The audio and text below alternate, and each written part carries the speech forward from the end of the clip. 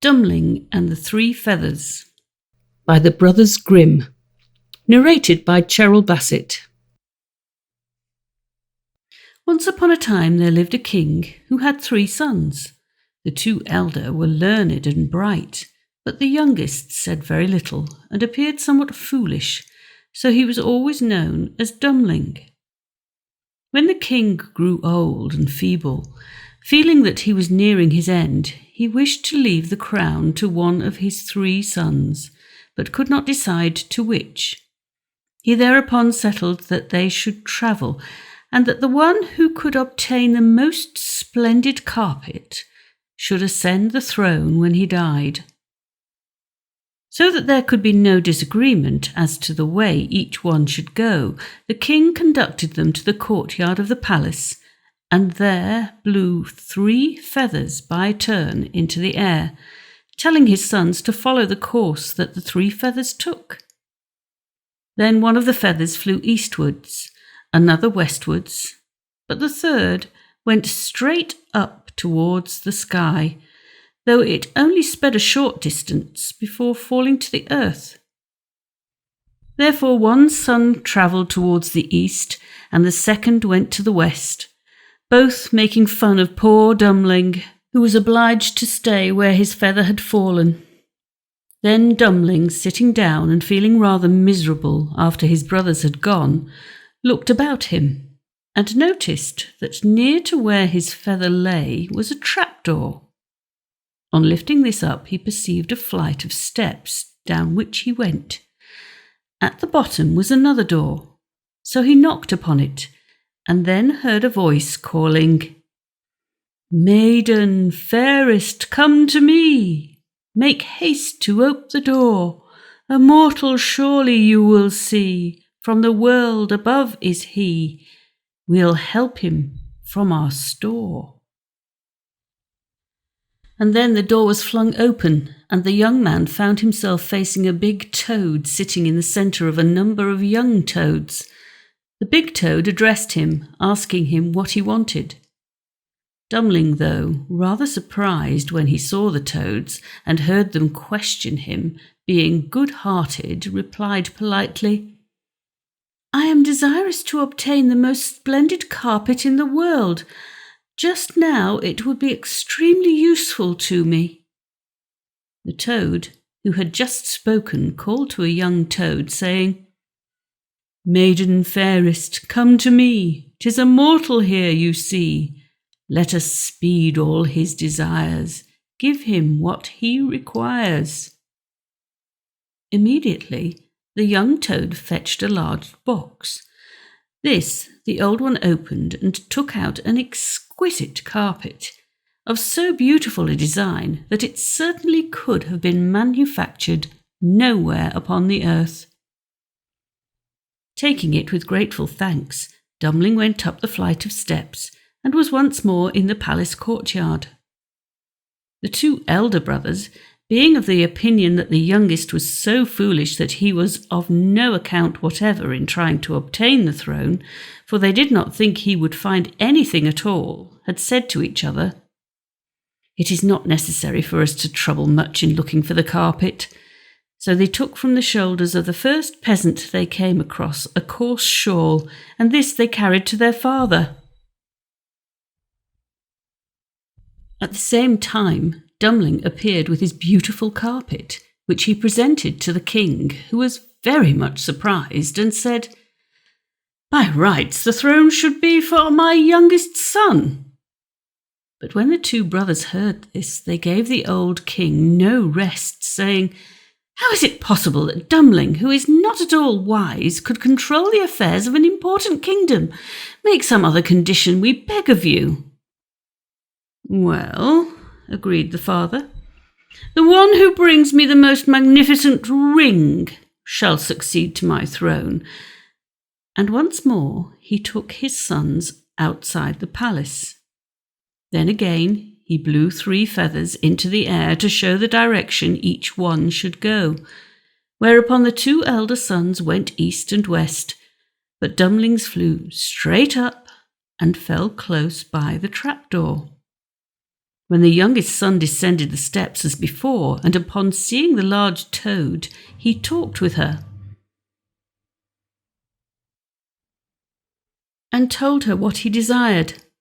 So the big box was brought, and out of it the toad handed him a ring, which was of so exquisite a workmanship that no goldsmiths could equal it.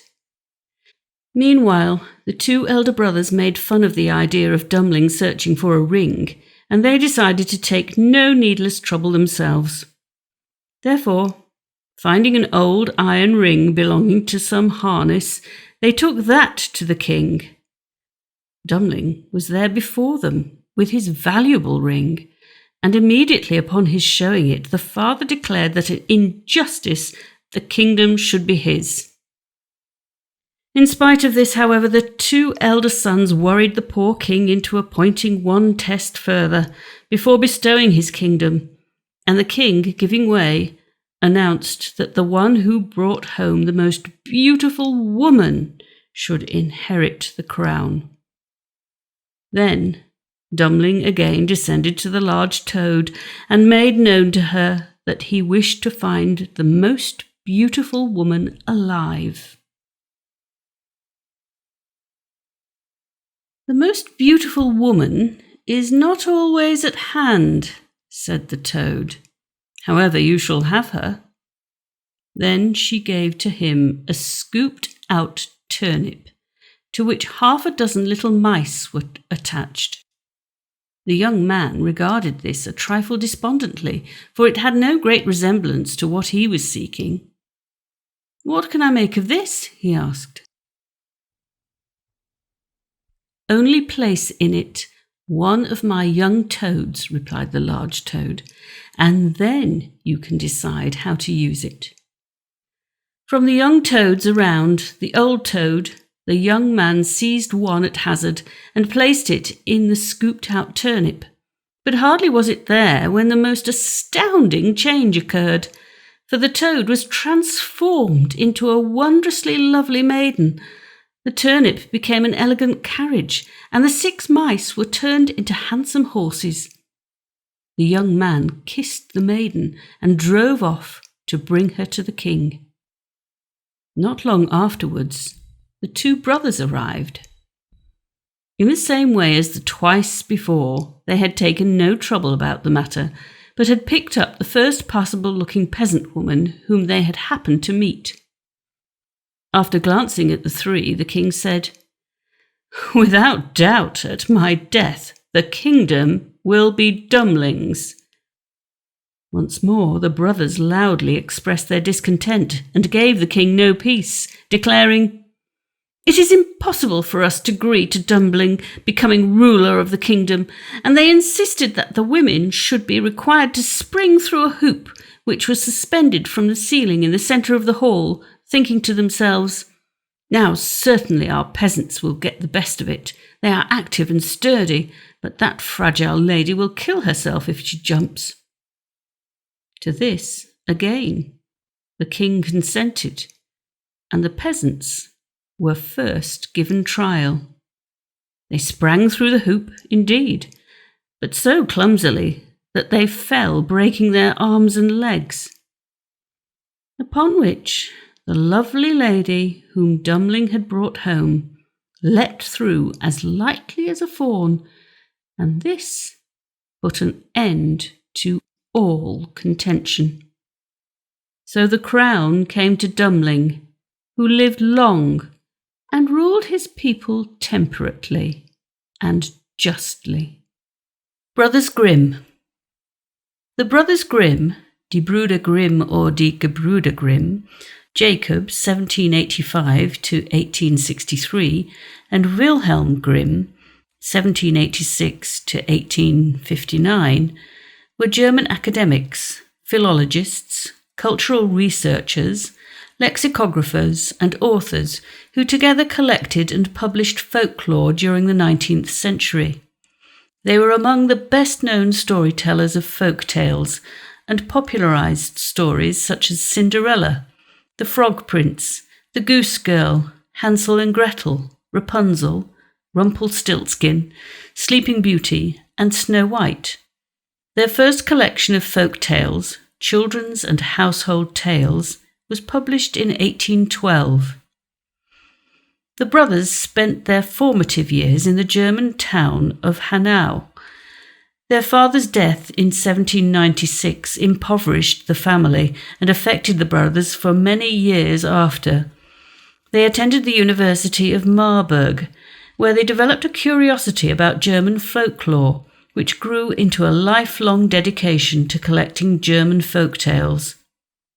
The rise of Romanticism during the 19th century revived interest in traditional folk stories, which to the brothers represented a pure form of national literature and culture.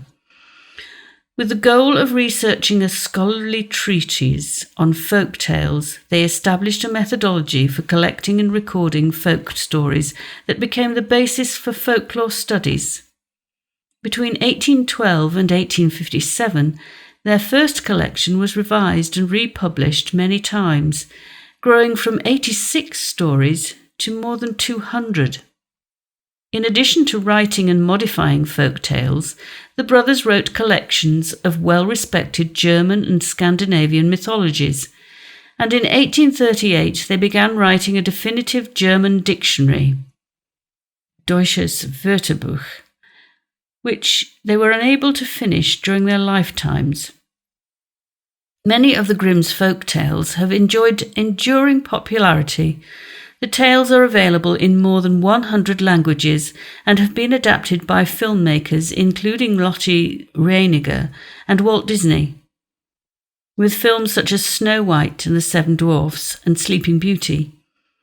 During the 1930s and 40s, the tales were used as propaganda by the Third Reich. Later, in the 20th century, psychologists such as Bruno Bettelheim reaffirmed the value of the work, in spite of the cruelty and violence in original versions of some of the tales, which the Grimms eventually sanitized. Writing. From 1807 onward, the brothers added to the collection. Jacob established the framework, maintained through many iterations, from 1815 until his death. Wilhelm assumed sole responsibility for editing and rewriting the tales. He made the tales stylistically similar, added dialogue, removed pieces that might detract from a rustic tone, improved the plots, and incorporated psychological motifs. Ronald Murphy writes in The Owl, the Raven, and the Dove that the brothers, and in particular Wilhelm, also added religious and spiritual motifs to the tales. He believes that Wilhelm gleaned bits from the old Germanic faiths, Norse mythology, Roman and Greek mythology, and biblical stories that he reshaped. Over the years, Wilhelm worked extensively on the prose, expanded and added detail to the stories to the point that many grew to be twice the length of those in the earliest published editions.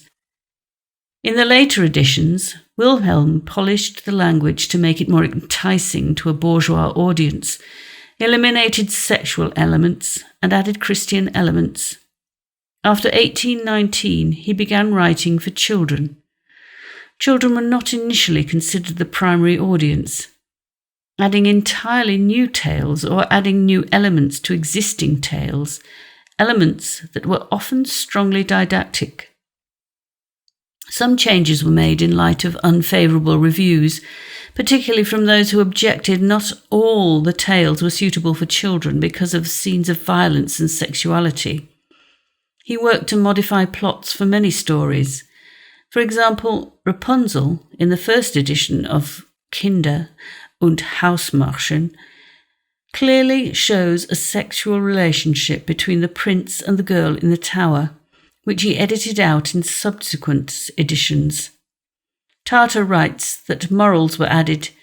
In the second edition, A King's Regret was added to the scene in which his wife is to be burned at the stake, and often the characters in the tale were amended to appear more German.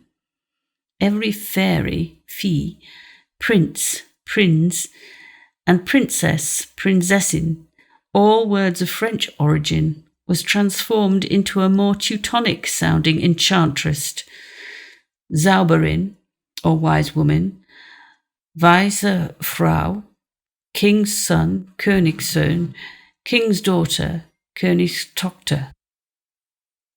Grimm's Fairy Stories by Jacob Grimm and Wilhelm Grimm, illustrated by John B. Gruella and R. Emmett Owen, 1922. Contents: The Goose Girl, The Little Brother and Sister, Hansel and Gretel, Oh, If I Could But Shiver, Dummling and the Three Feathers, Little Snow White, Catherine and Frederick, The Valiant Little Tailor, Little Red Cap, The Golden Goose, Bearskin, Cinderella, Faithful John, The Water of Life, Thumbling, Briar Rose, The Six Swans, Rapunzel, Mother Holle, The Frog Prince, The Travels of Tom Thumb, Snow White and Red Rose, The Three Little Men in the Wood, Rumpelstiltskin, Little One Eye, Two Eyes, and Three Eyes.